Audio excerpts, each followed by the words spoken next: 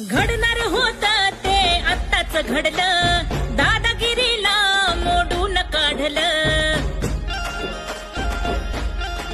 सगळ्या सोयऱ्यांच्या घुसखोरीला वडी गुजरीत हाणून पाडलं. सगळ्या सोयऱ्यांच्या घुसखोरीला अंबड